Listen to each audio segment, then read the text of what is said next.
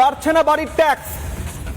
রাজ্যের পঞ্চায়েত মন্ত্রী দিলীপ ঘোষ স্পষ্ট করেছেন, পঞ্চায়েত এলাকায় বাড়ির ট্যাক্স বাড়ছে না, কর বাড়ছে না। বিভ্রান্তিমূলক খবর, বিভ্রান্তি না ছড়াতে বার্তা রাজ্যের পঞ্চায়েত গ্রামোন্নয়ন মন্ত্রী দিলীপ ঘোষের। বাড়ির ক্ষেত্রে কোনো রকম ট্যাক্স বাড়বে না বলেই জানালেন রাজ্যের পঞ্চায়েত মন্ত্রী দিলীপ ঘোষ। দিলীপ ঘোষ স্পষ্ট করেছেন যে বিষয় নিয়ে সাধারণ মানুষের মধ্যে একটা কৌতূহল তৈরি হয়েছিল, একটা বিভ্রান্তি তৈরি হয়েছিল, বাড়ির ট্যাক্স কি বাড়ছে না বাড়ির ট্যাক্স, জানালেন পঞ্চায়েত মন্ত্রী দিলীপ ঘোষ।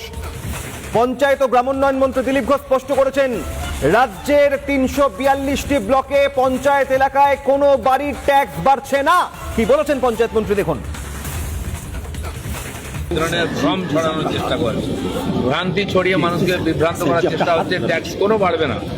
আমরা পঞ্চায়েতকে টার্গেট দিয়েছি, খালি কেন্দ্র টাকা পাঠাবে আর তোমরা খরচা করবে, লুটবে, এটা চলবে না। প্রত্যেক পঞ্চায়েতকে ইনকাম বাড়াতে ওন ফান্ডে।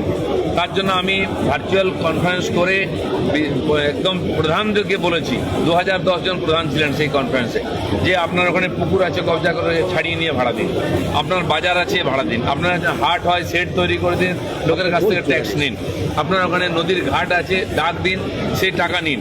10 বছর ধরে টিএমসির নেতা দখল করে হয়েছে, 1 পয়সা দেয় না ঘাট, মাসে লাখ টাকা পেতে পারে ওখানে। এইভাবে পঞ্চায়েতে ইনকাম বাড়াতে হবে, কারণ তাদের কিছু লোকজন রাখতে হয়। বড় পঞ্চায়েতের ভবন আছে, উপরে হল করুন, বিয়ে বাড়িতে ভাড়া দিন। এগুলো করার জন্য তাদেরকে বলা হয়েছে